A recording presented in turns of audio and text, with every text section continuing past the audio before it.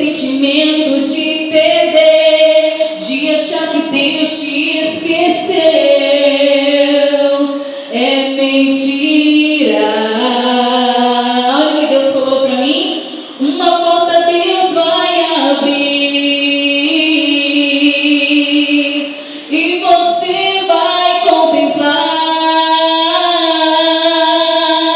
que o final é vitória. Deus vai mudar a tua história, do chão vai te levantar. E o Senhor me lembrou, foi assim com Abraão, um filho Deus me deu. Sara na velhice, Isaac concebeu. Olha só, a promessa está de pé, Deus está provando tua fé. Não pare, não desista agora de lutar,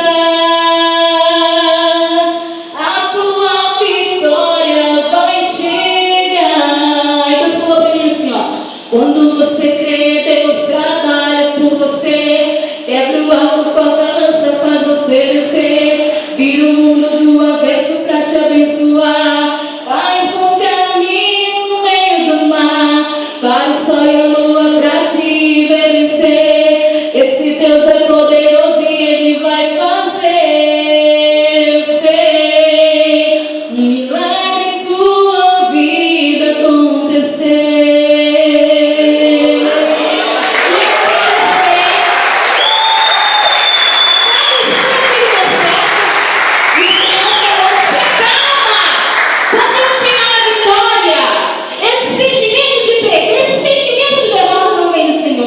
Porque o final da minha